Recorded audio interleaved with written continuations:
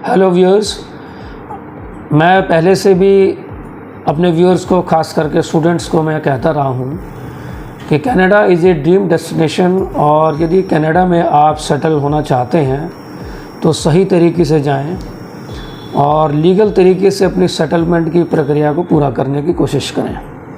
अभी latest update आया है, कैनेडियन गवर्नमेंट के द्वारा एक बिल पेश किया गया है और वो बिल क्या कहता है कि जून 2020 के बाद जो भी फॉरेन नेशनल है, यदि उसने अपने कनाडा एंटर होने के 1 साल बाद कोई रिफ्यूजी क्लेम लगाया है और यदि ये बिल पास हो जाता है तो इस प्रकार का रिफ्यूजी क्लेम को एंटरटेन नहीं किया जाएगा।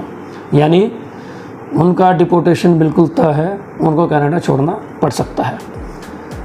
हम ये देखते आए हैं कि जैसे कोई भी फॉरेन नेशनल हो, चाहे एज ए विज़िटर जाता हो या वहाँ पे एज ए स्टूडेंट जाता हो, पढ़ाई पूरी नहीं की और पढ़ाई ख़त्म हुई तो उसके बाद एसाइलम क्लेम लगा दिया।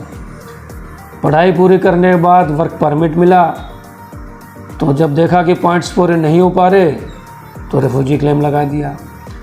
इसी प्रकार गए तो एज विज़िटर, लेकिन रिफ्यूजी क्लेम लगा दिया सेटलमेंट पॉइंट ऑफ व्यू को देखते हुए। लेकिन अब ये ऐसा नहीं हो पाएगा यदि ये बिल पास हो जाता है तो। मैं हमेशा अपने क्लाइंट्स को कहता रहा हूँ और सचेत भी करता रहा हूँ, खासकर स्टूडेंट्स कम्युनिटी को, देयर आर डिफरेंट प्रोग्राम्स।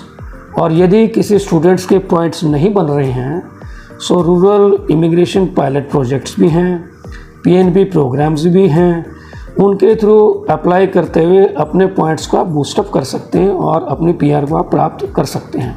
मगर देखने में ये आता है कि स्टूडेंट्स जो हैं, मकसद एक होता है किसी न किसी तरीके से कनाडा में एंटर हो जाए, चाहे कोई भी कोर्स मिल जाए, लेकिन अब वो नहीं चलेगा क्योंकि अब कैनेडियन अथॉरिटीज़ भी इस बात पर ख़ास ध्यान रखने लगी हैं।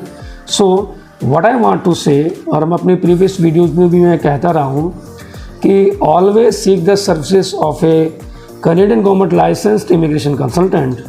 और आप अपनी फ़ाइल केवल उन्हीं से लगवाएं जो कि आगे 4-5 सालों को देखते हुए आपके पॉइंट्स को प्रोजेक्ट करते हुए आपको किस स्टडीज़ के स्ट्रीम में आपको एडमिशन दिलवाया जाए, ताकि आपका कितना वर्क एक्सपीरियंस होगा 3-4 साल में, ताकि पहले से ही ये कैलकुलेट करते हुए चला जाए कि आपको वाकई में PR मिल पाएगी कि नहीं मिल पाएगी।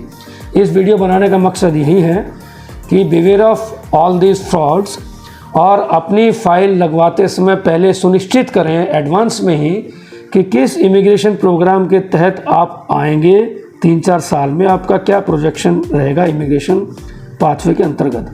Thank you very much. You can consult at any time. Consultation is always free. Don't hesitate to consult us. Thank you very much.